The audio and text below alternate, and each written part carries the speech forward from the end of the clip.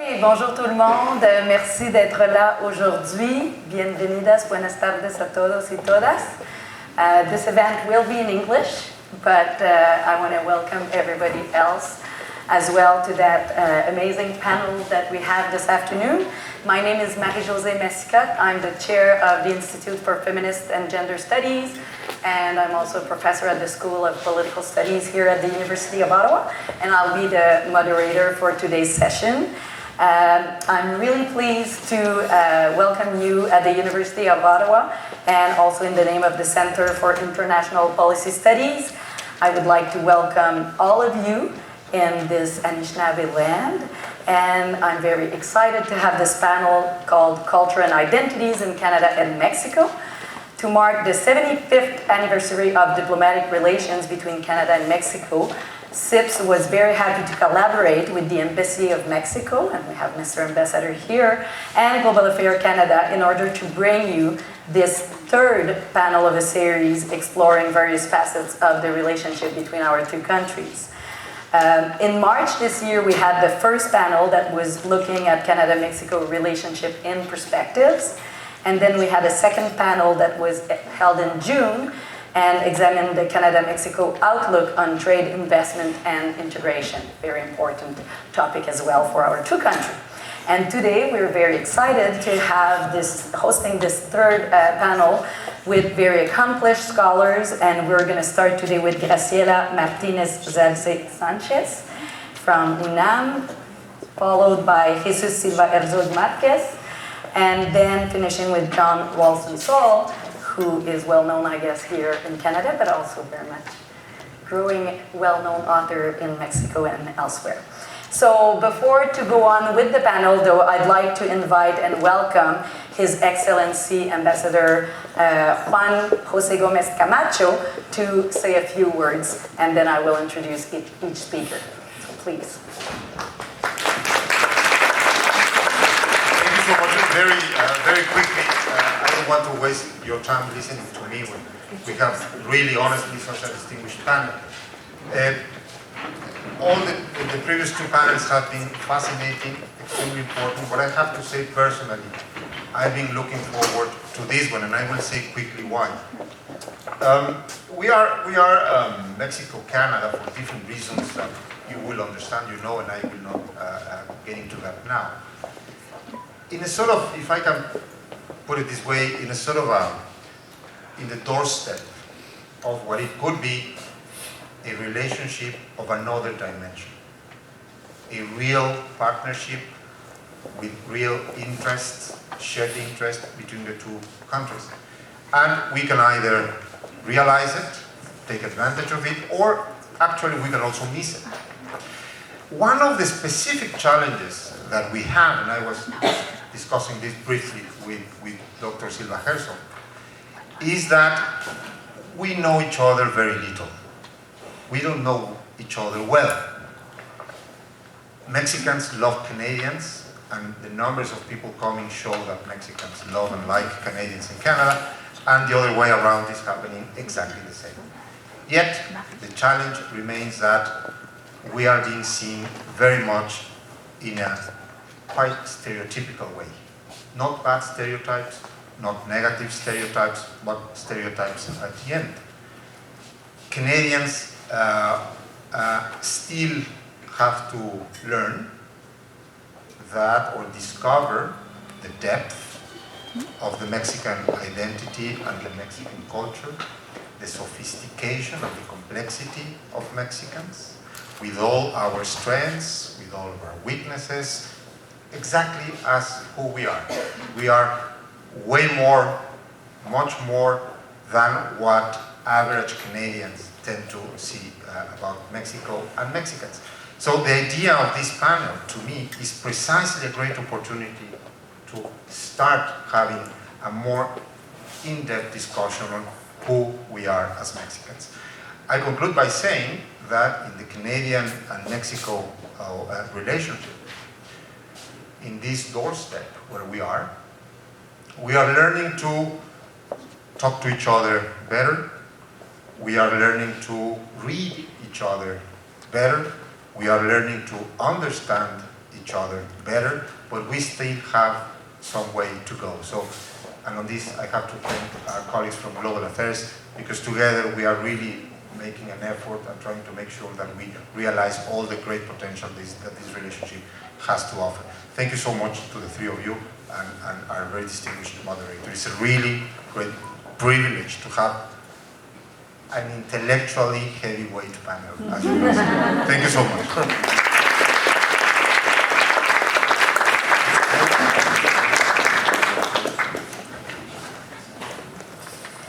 Okay, thank you so much, Mr. Ambassador.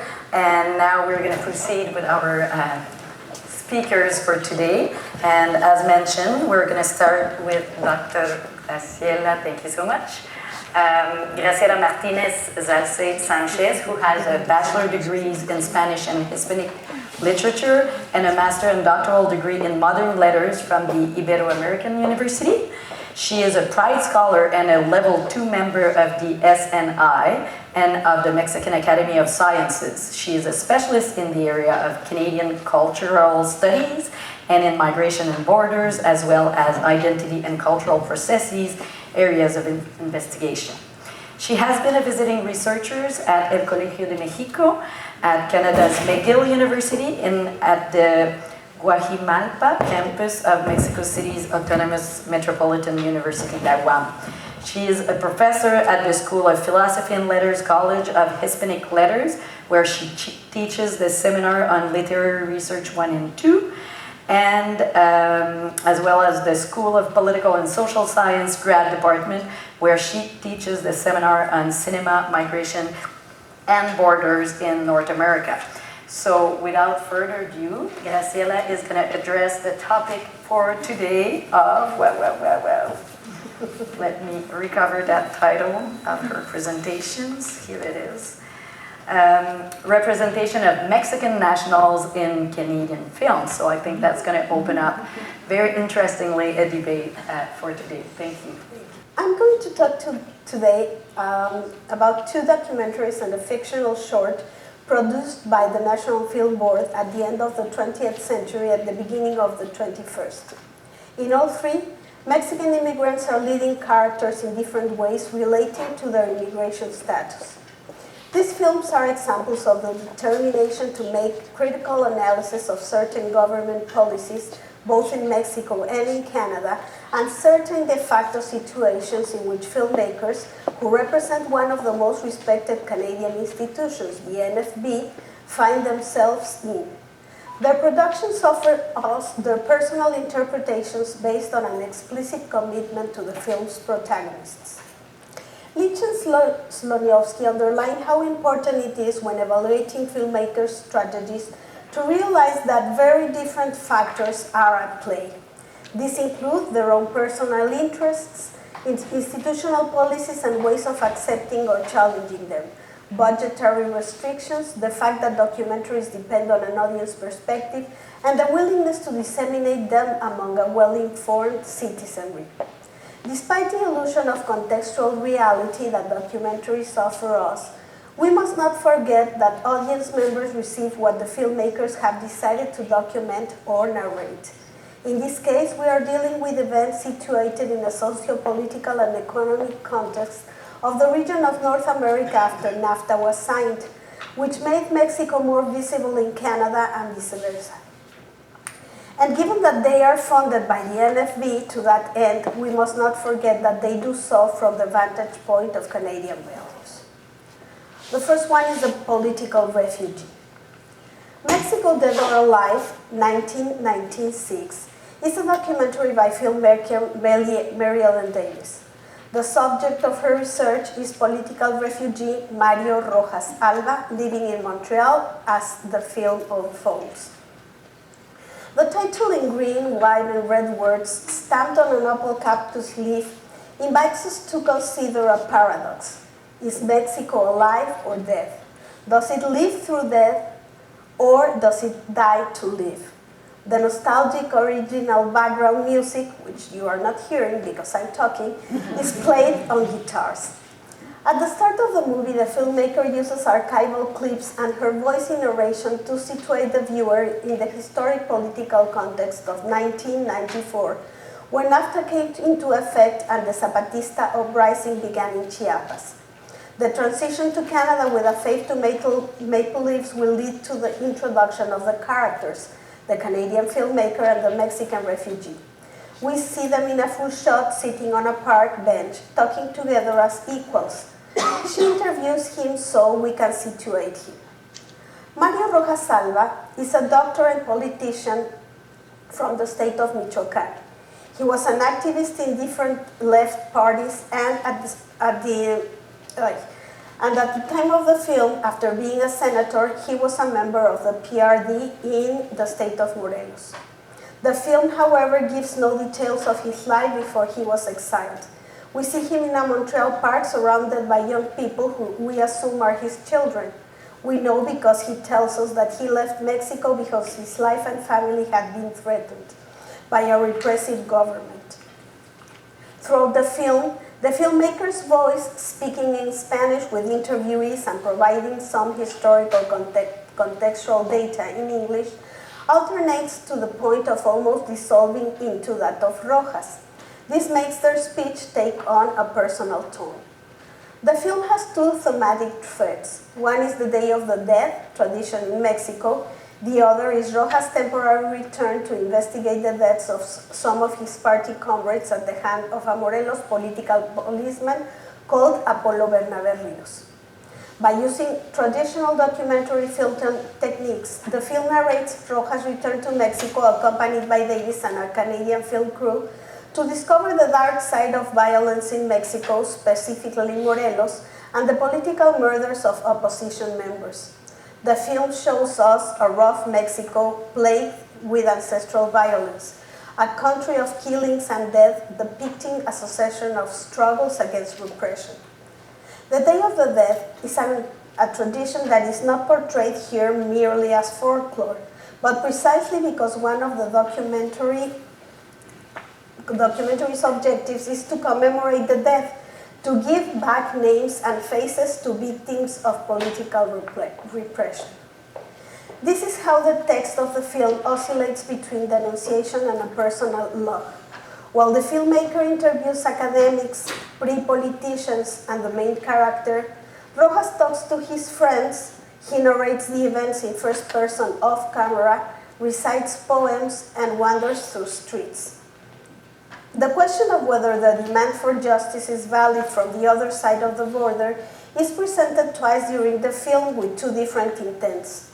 On the one hand, then Governor Carrillo Lea states that Dr. Rojas is a voluntary self-exile, a frivolous person who is only taking advantage of the Canadian government's generous refugee policy. On the other hand, one of Rojas' friends gets him to reflect on his situation as a migrant and of the conditions he would require to return to continue his struggle for democracy in Morelos and the country. No editorial comments are made. The viewer must come to his/her own conclusions. However, the fact of making Rojas the protagonist, of giving the murdered men first and last names, of presenting their families and paying them some homage that is paid in so many homes to the dead everyone weeps over, and the fact that the filmmaker appears not as an authority figure but as a fellow traveler, allows us to deduce where the text's commitment lies. In the denunciation of injustice, in the presentation of the context, and in showing the state of things with respectful involvement from a vantage point of quality. The second one is the regulated migrant. El Contrato, 2003, is a medium-length production by Korean-Canadian filmmaker Min Suk Lee. The original Spanish language titles alerts us from the start that the predominant point of view is that of the Mexicans, as we see from the initial sequence here, enrolled in the seasonal agricultural worker program for Mexicans wishing to work temporarily in Canada.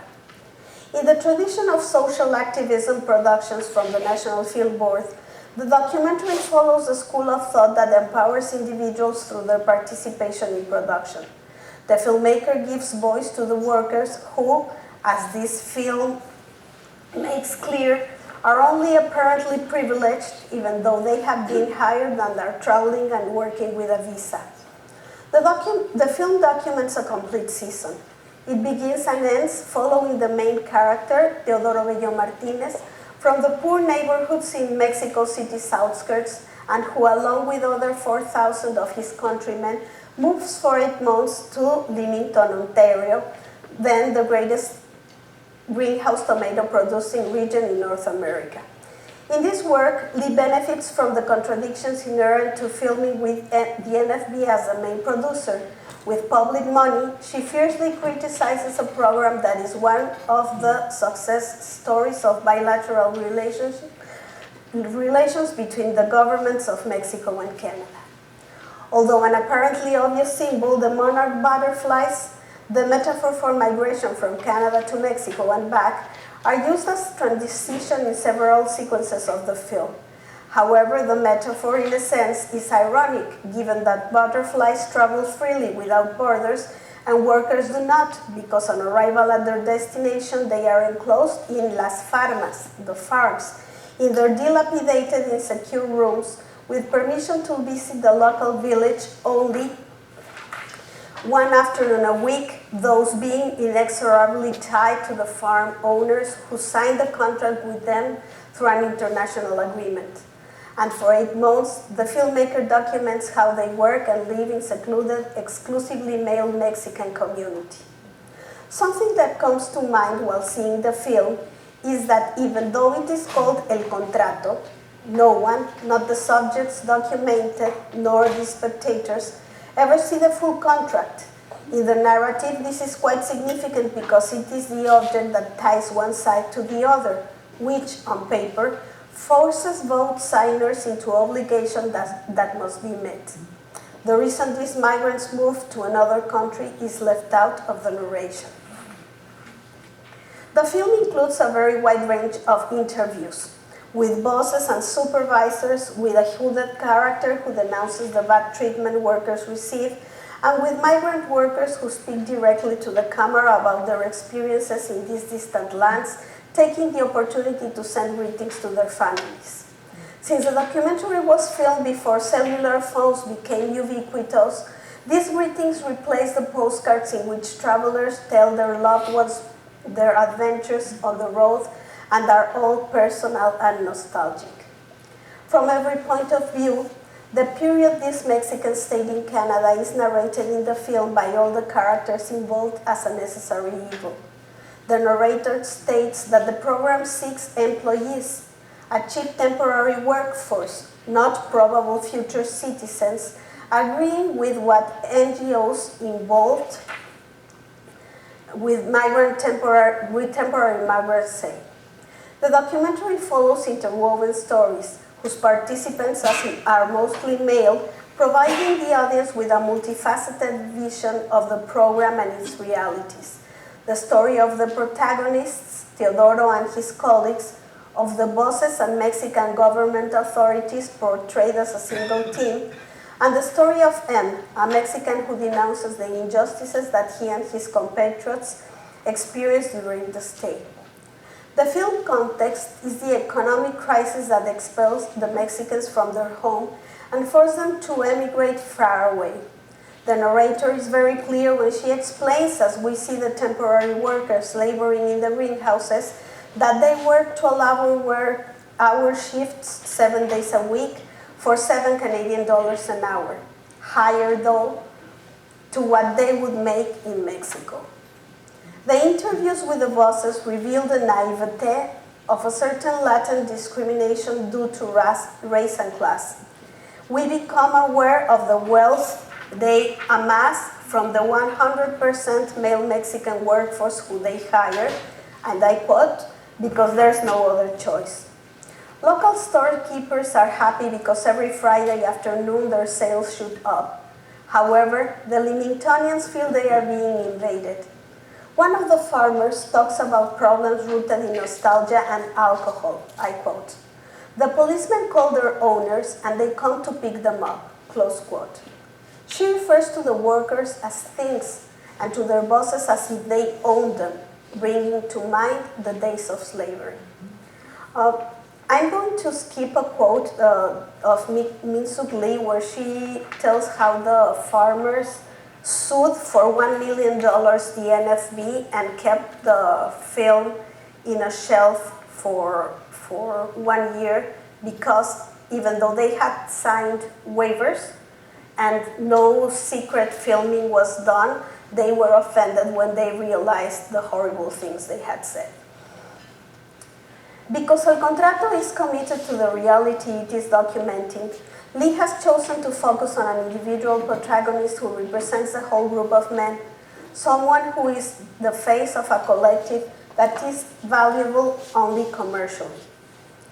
In Canada, as Teodoro and his fellows talk about everything they had to leave behind in Mexico in their bunkhouse, they reproduce the practices and intimacy of sharing a home. They cook, they clean, they cut each other's hair, they sing, they confide in each other, they attend Catholic church together.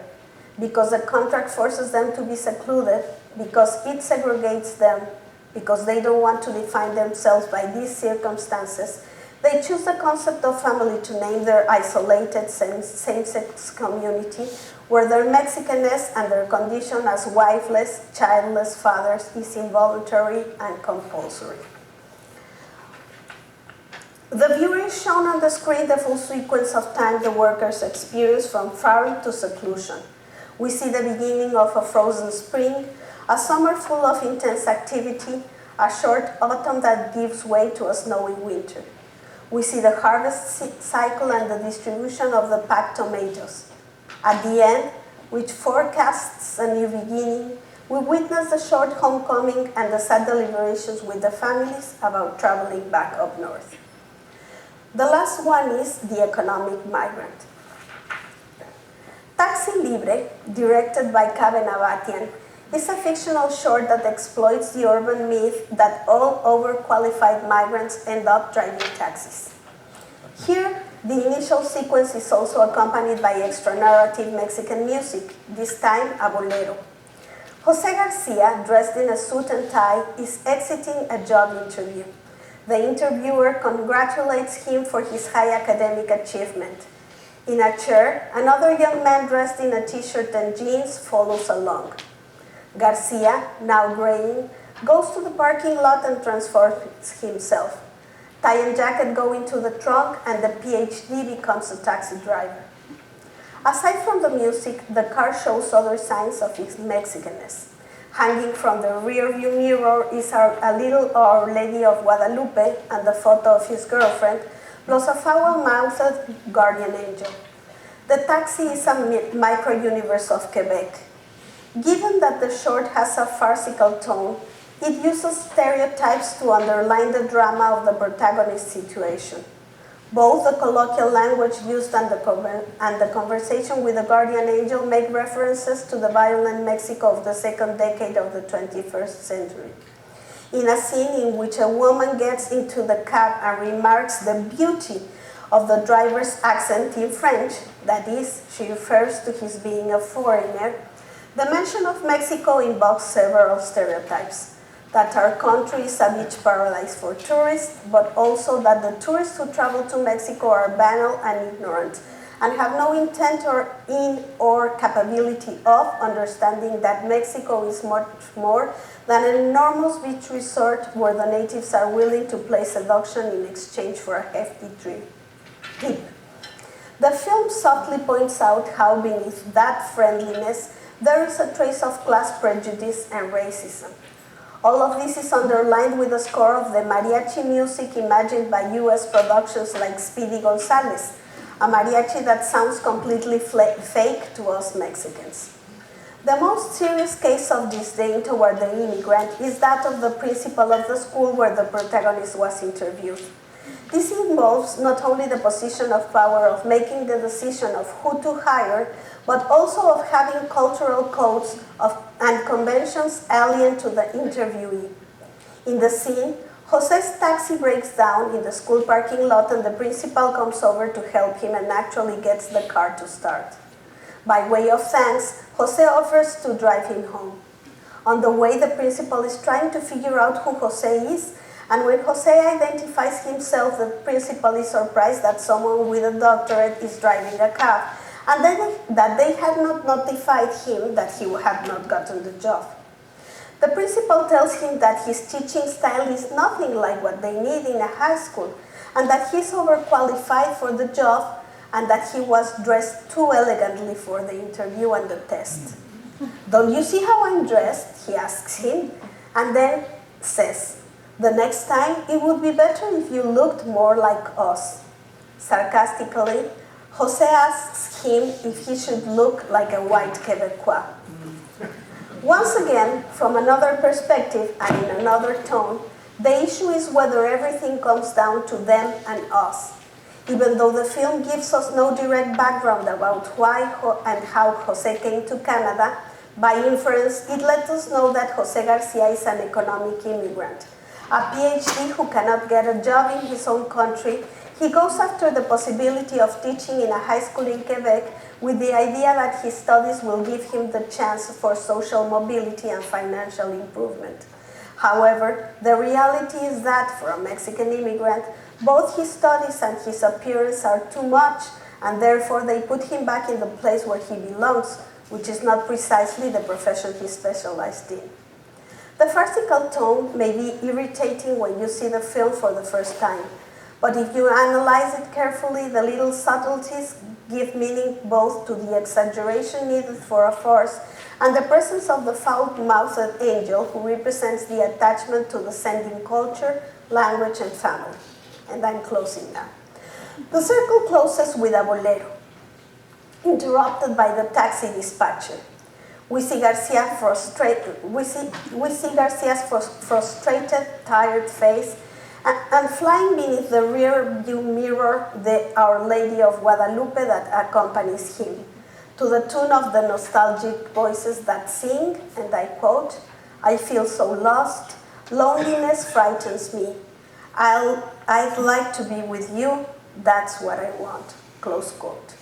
The decision to stay in Quebec, to remain alone, is only his. Thank you. So the second speaker is Jesus Silva Herzog, who is a thinker, visiting professor at the University of Chicago right now, and he is also professor at the School of Government at the Tecnológico de Monterrey. He studied law in Mexico's National University and did his grad studies at Columbia University in New York.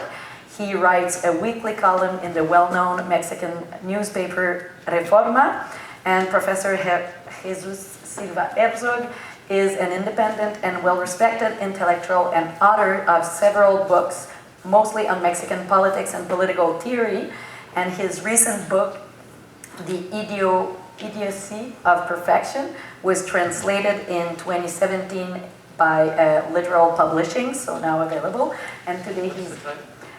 The Idiocy of Perfection. The Idiocy of Perfection. That's very... I know, that's why I really want to mention it. It's a fabulous title because it's a quote. So it's not it's a quote from this wonderful Polish poet that has this beautiful poem about the onion. And she says that the onion is perfect. Inside of the onion, there's another onion, and then another onion. And she says, well, we are condemned because we lack the idiocy of perfection. We are full of bones and hairs and things that are bloody. So we really want to read the book. Yeah. So I did the publicity of the book. Wonderful. So the title of his presentation today is Nation Without Nationalism, not too bad as a title either, an argument from Mexico's liberal tradition. Well, thank you. It's a great pleasure to be here and address, I think, one of the issues that are maybe more explosive in contemporary politics. Politics is not divided by ideologies, economic in their definitions, but basically politics is nowadays divided by culture, and the idea of how to understand the other. Is the other an opportunity? Is the outside world an opportunity to learn, to understand, to prosper? Or is the other the danger? Is the other our enemy? Is the other our irreconcilable adversary? And I think that in that perspective, nationalism is the most dangerous rhetoric in contemporary politics. From the Mexican perspective, nationalism has been the ideology of authoritarianism that has defined an identity, a cultural identity, as the legitimizing force of a traditional authoritarian regime. But I think that we can understand the desire of belonging, the need to create a common home that can be independent from the rhetoric and the traps of nationalism. There was one brilliant Mexican poet that defined nationalism as a farce, as a way to falsify what was Mexican real culture. And he expressed this brilliantly as a way to hide mediocrity. And he expressed this with this very interesting anecdote of an opera singer that was a very bad opera singer and that was not able to reach a note.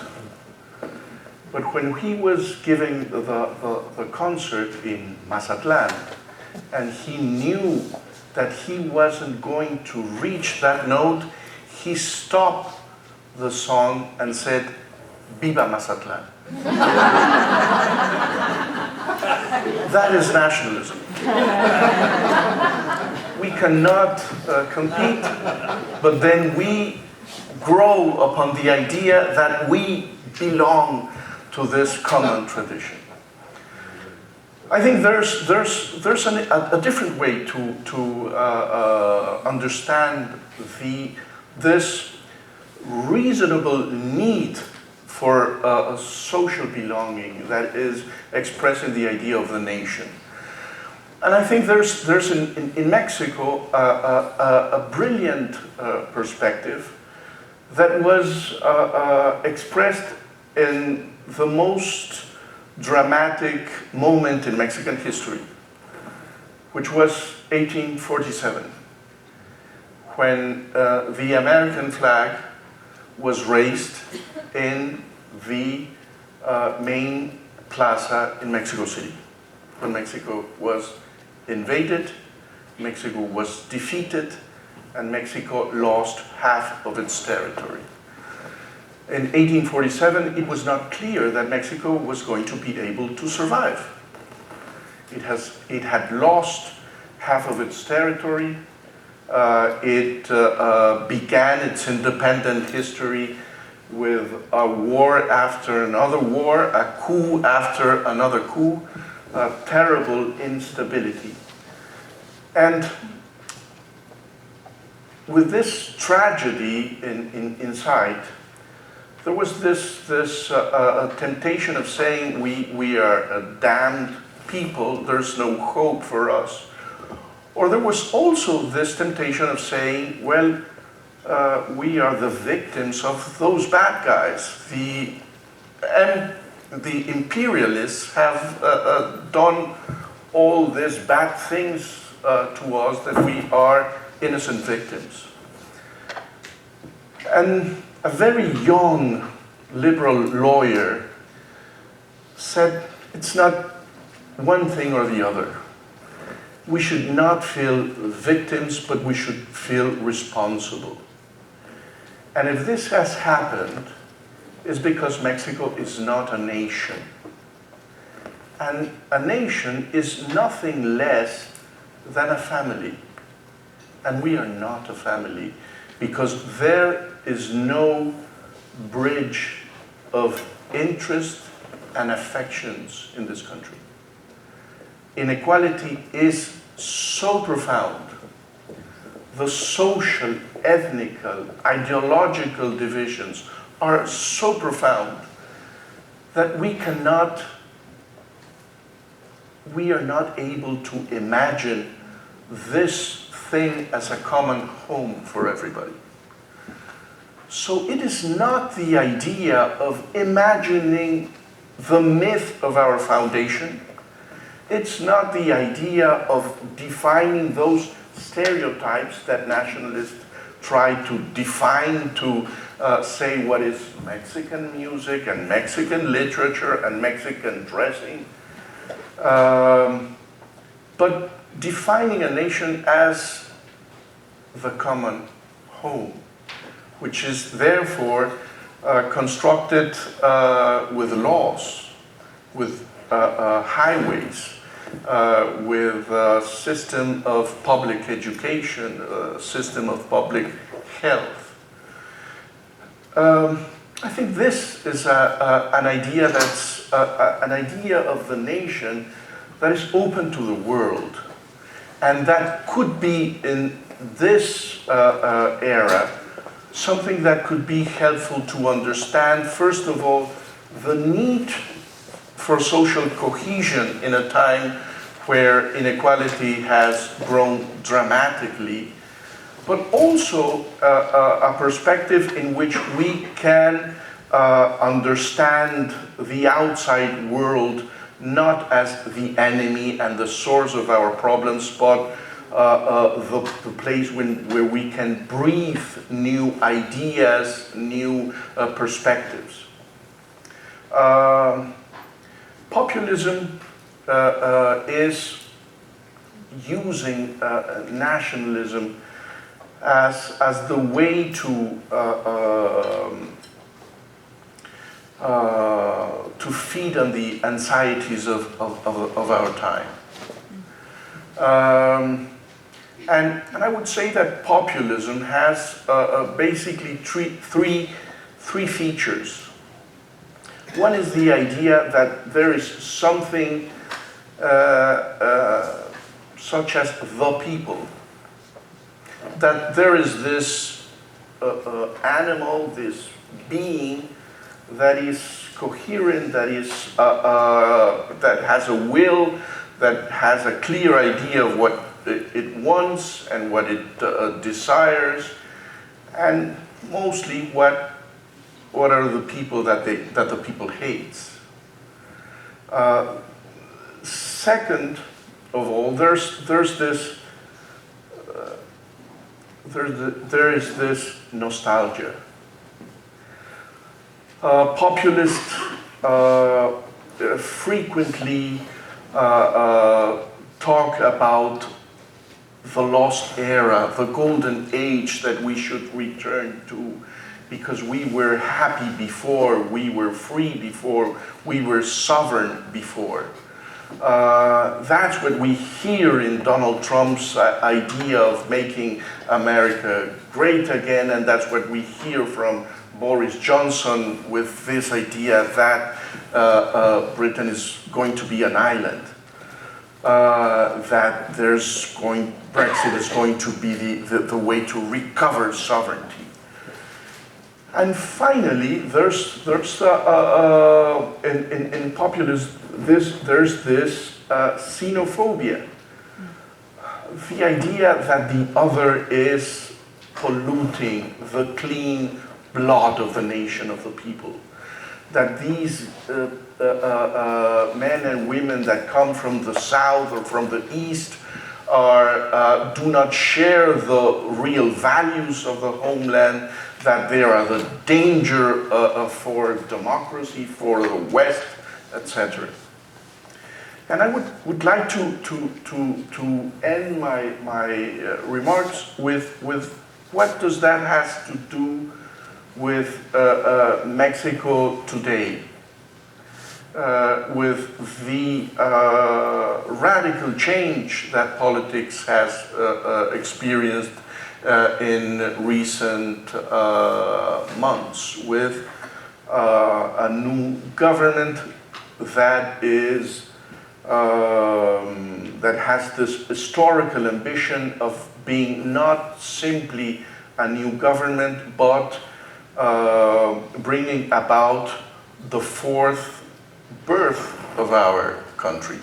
That's the ambition of Mexico's president, to be somehow the fourth founding father of Mexican history. We are seeing in Mexico a textbook populism, with this idea of the people with a clear idea of what the people wants, what the people rejects, that has also this notion that institutions are really obstructions to the will, the true will of the people. So the institutions of this idea of having a separation of powers, checks and balances, are basically in the way of the people's will. There's a clear idea of a people that is embodied by the president and that has that is fueled by its enemies. It's also every day we hear the need of defining who is the enemy of the hour. But there is something that is really different from other brands of populism and basically from other brands of Latin American populism. And that is that there is no sign of anti-American rhetoric. There is absolutely no sign of anti-imperialist rhetoric as we hear from the populist, the leftist populism in Latin America. Andrés Manuel López Obrador has made it very clear that he is not willing to risk anything for a fight with the President of the United States. So in that sense, it's an interesting perspective in terms of being fueling a new nationalist perspective in which popular culture is again in the center place of Mexico's imaginary construction. But there is not a single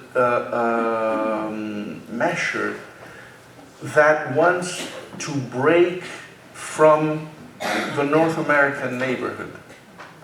It is very, I think, surprising that if there is one element of continuity from the vilified predecessors of Andrés Manuel López Obrador, is that he is not willing to fight that geopolitical definition of NAFTA, and that we are in this neighborhood to stay.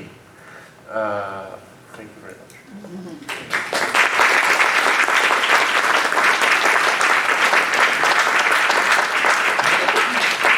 Thanks a lot, Professor Herzog. So I guess I'm probably just going to follow up with our third speaker, since we didn't have. Is there any urgent questions, or we can move forward? Yeah, I don't want to cut you off off guard, but let's do the three in a row and then have more discussion. So last speaker but not least, born in Ottawa, John Ralston Saul is an award-winning essayist and novelist who has a growing impact on political, economic, and cultural debates in many countries. His nonfiction books and novels have been translated into no less than 28 languages in 37 countries. Saul's most recent essay is The Comeback, published in October 2014 and translated into French, so that's also very interesting, under the title Le Grand Retour, which I highly recommend if you didn't have a look at it yet. Longtime champion of freedom of expression, he was elected president of PEN International from 2009 until 2015. For those of you who are not aware of PEN International, this is the global network celebrating literature and defending freedom of expression and writers at risk. Saul is also on the prestigious UNAM Readers list of the world's 100 leading thinkers and visionaries.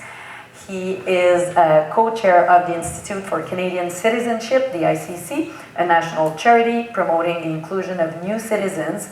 He founded the ICC's La Fontaine Baldwin Symposium, a national lecture event that showcases leading Canadian and international thinkers and writers and invite Canadians to join the national conversation on citizenship and the public good. And it goes on and on with many, many prizes that Mr. Saul has won over the years, but because we all want to listen to what he has to say, the talk for today is complexity and the idea of the non-monolithic nation state. Maybe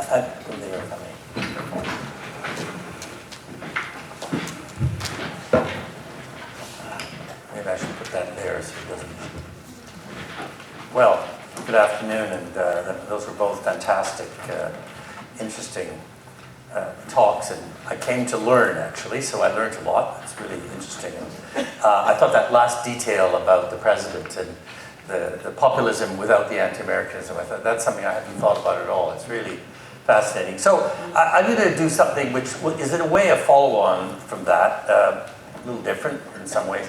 I think what the ambassador started with was the obvious, which is that since the 18th century, essentially Canada has looked at North America as a relationship with Washington, for better and worse, and I think Mexico probably has as well. So now we have this large trade agreement, which has been renegotiated, the new NAFTA, which I think everyone except Washington is sort of agreeing to call it. And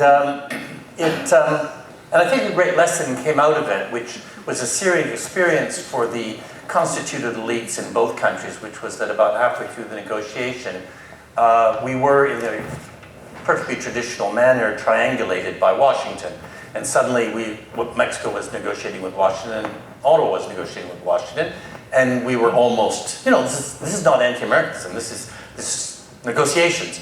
And we were almost done in, both of us, and then we got our act back together again and came up with a deal that wasn't bad. And I think for the Canadians and the Mexican political leadership and civil service, this was a great lesson, again, but a great lesson that they had to figure out how to have a relationship without going through Washington. I mean, real relationships don't go through Rome. Real relationships are direct.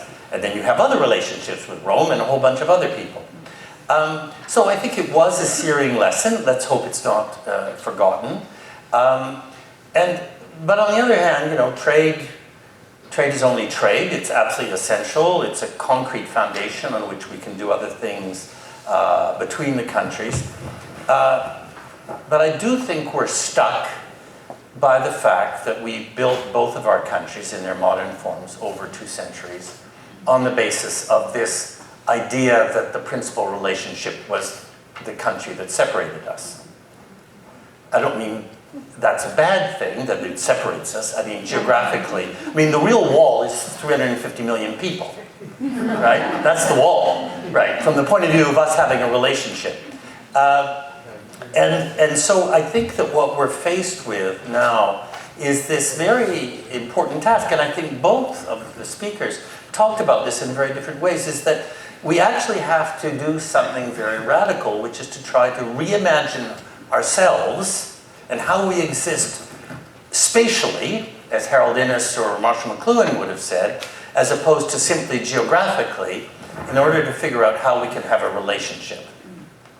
And if we don't actually go through that exercise of reimagining ourselves, each of us, we're not going to get, we're not going to take hold of that relationship. And I think that it's going to require a much more complicated approach towards how do countries, interest groups in countries, and populations in countries develop relationships which include self-interest, but also include a different way of thinking about how one exists in the world, how one exists in the Americas.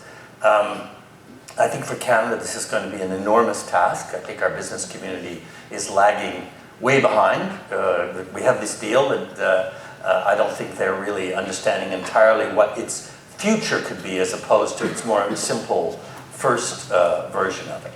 So this is an astonishing moment where we got the kind of nuts and bolts in place, and we've done maybe 2% of the imaginative intellectual work to build any kind of relationship which will have strength. And so let me just say that on that front, that there are 4 books that I've written about Canada that some of the people in this room will have read. We're very heavily influenced and shaped from Siamese Twins on, particularly starting with Siamese Twins by Octavio Paz and the Labyrinth of Solitude.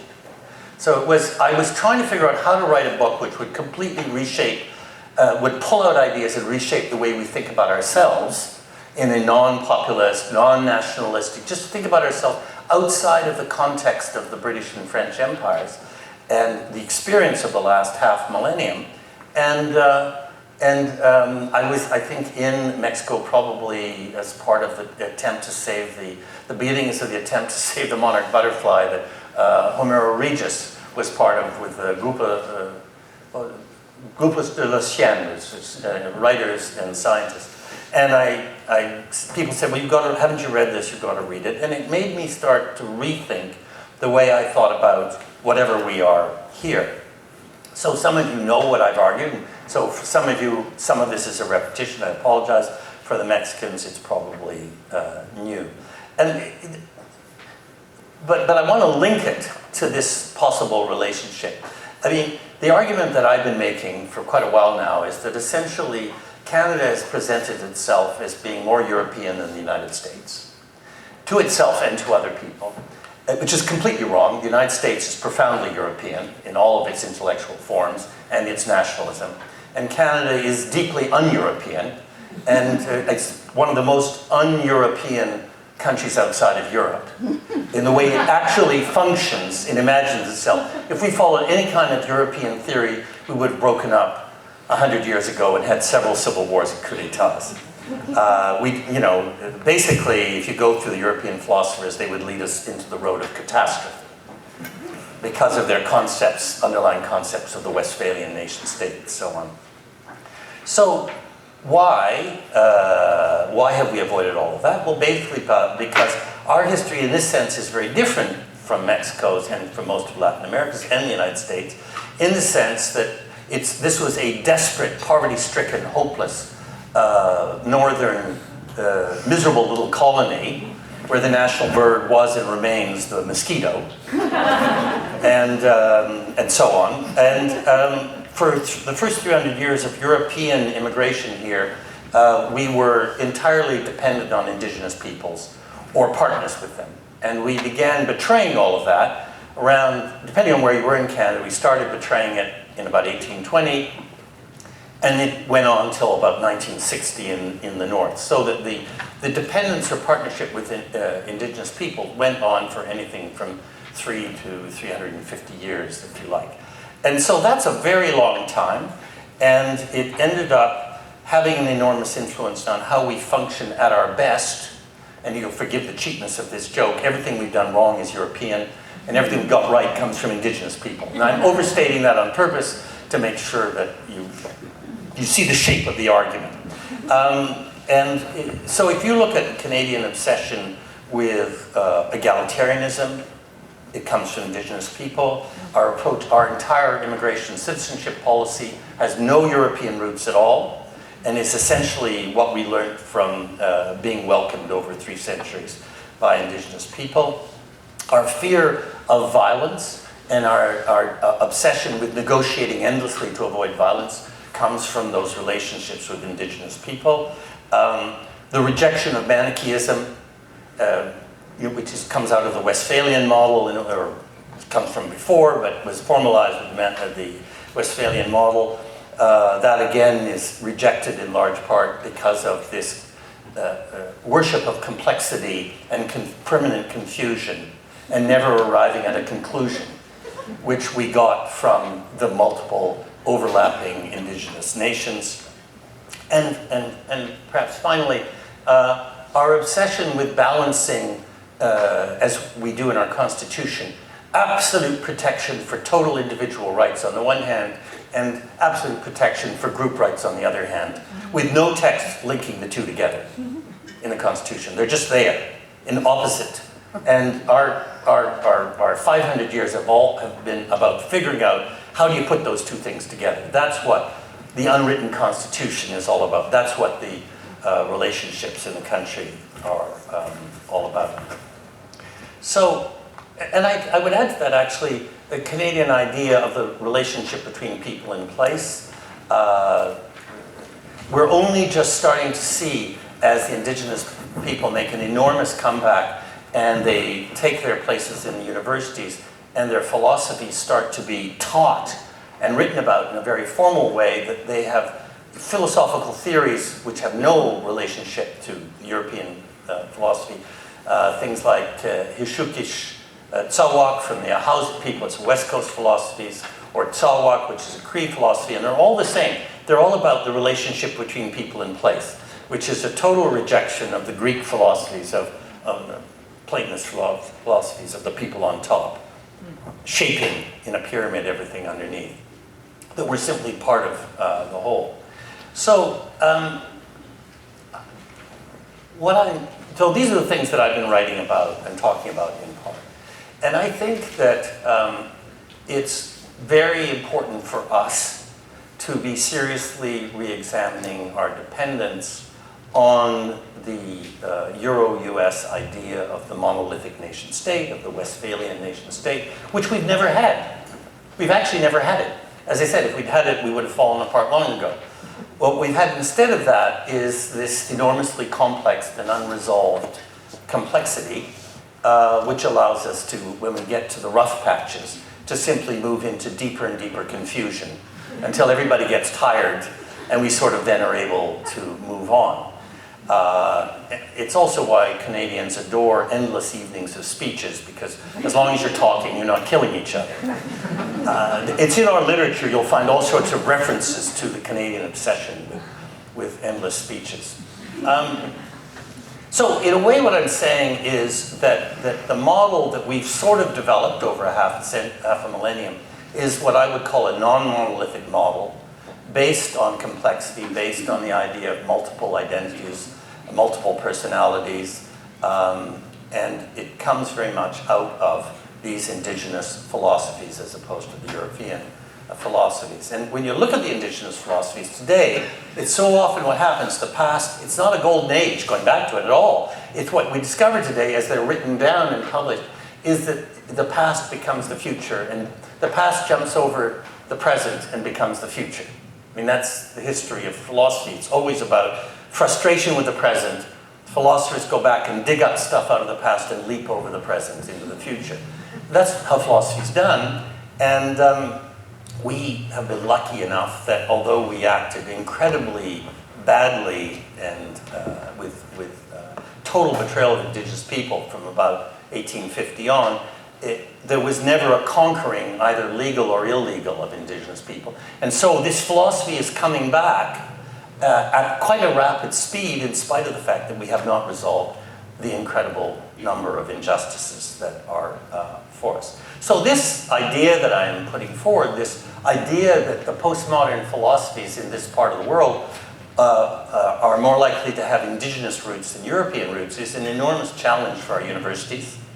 Our departments of philosophy, which are convinced, as I'm sure they are in Mexico, that nothing original has been said locally for 500 years, were just footnotes of Immanuel Kant and so on. This is such a bizarre idea, you know, that everything we have has to come from about 3 countries in Europe, and we can just footnote them, you know. So we have this kind of breaking pattern, which could cover as the result of the indigenous comeback, if you like. So it's a big challenge for the university. It's a big challenge for the way in which you administer a country, which is a lot of the debate going on today about what is going to be the settlements with indigenous people in Canada, which is a very interesting and intense argument. A lot of that comes because it's a challenge to the traditional European-based born ideas of how you administer things. So, if you're interested, there are lots of people you might like to read, like Richard Atleo or Leroy Littlebear or Tanya Talaga. There's a long list of these thinkers who I think are fascinating, both because they're postmodern and because they have such a fundamentally interesting idea about people in place. So I'm going to talk about all of this in Mexico next week at their Cervantino Festival in Guanajuato.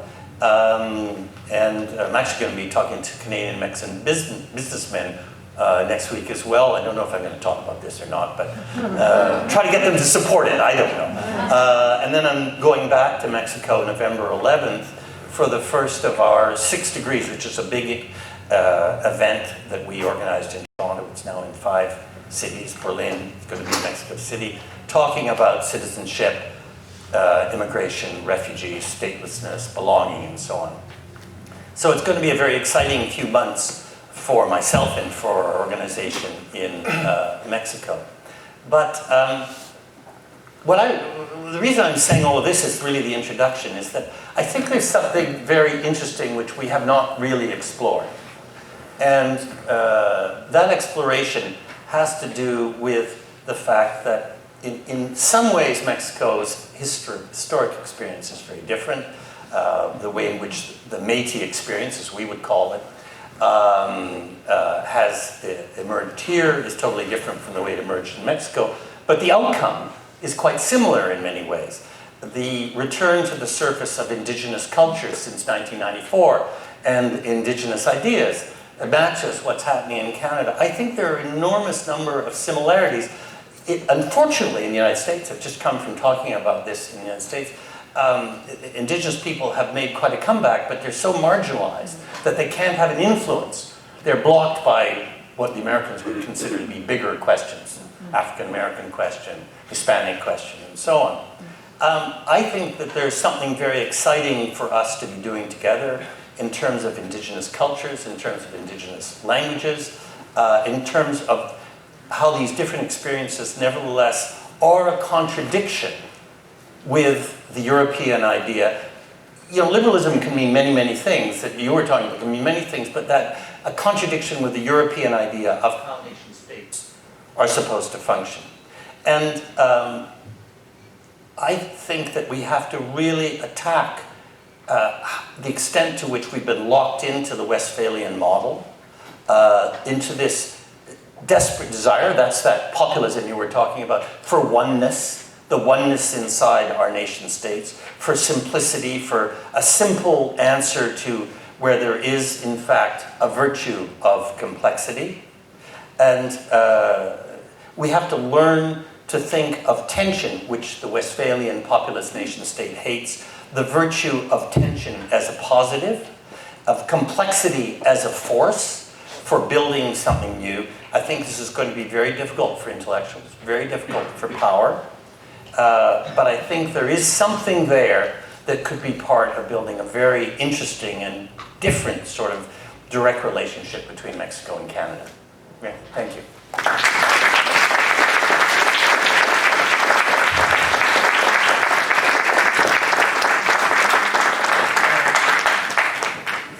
Thank you very much for three very, very powerful, interesting, different type of presentation, which probably makes my job a little complex as well.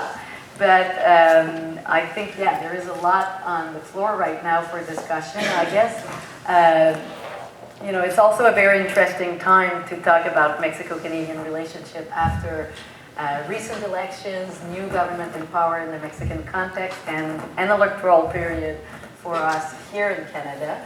And I believe out of your three presentations, the questions of identity, cultures, and I would say community building, but also across border, is really central to what we're talking about. And questioning this idea of the nation and the state, I guess, is central to that type of discussion. So maybe just to start us off, and that's going to be a very general, potentially general question that I was thinking about while listening to you. I think it's pretty interesting to see one that we have, and I really appreciate what Graciela, you've been raising through the film and documentary presentations, the image and the identities that are emerging out of the film. And I guess all the artistic production might be a more wider questions for you about how is it that we can make the links between the stereotypes or the big picture that we get of Mexican citizens or Mexican refugees, exile, migrants in Canadian and international artistic productions, and the link with nationalism and how we can see nationalism in or through that, or question the concept of nationalism, I guess. That would be a question. I'd love to hear more from the speakers about what they think is the big difference when we think in terms of the new government in power in the Mexican context, and what it could mean for us as Canadian to rethink, reimagine ourselves in that relationship with a new context, I guess. And I want to try to avoid focusing on the Trump and US and all of that, which I think may emerge as a necessity. But the second part of the comment that I would like to do, and this is just, you know, start up, and then I really want to open to the floor, but I would love as well to hear more about what you feel, and I was just writing down this whole idea from John Soule about this idea of Canadian as being egalitarian, looking for more balance, fearing violence, being pro-negotiations, that we all learn from the indigenous people of this country. And it resonates with a lot of my own, I guess, first contact with the Mexican politics and the Zapatista movement at the time, and how I find in both contexts, and I would love to hear more from all of you if you can, are we really talking about, at the level of our institution, less violence and pro-negotiations?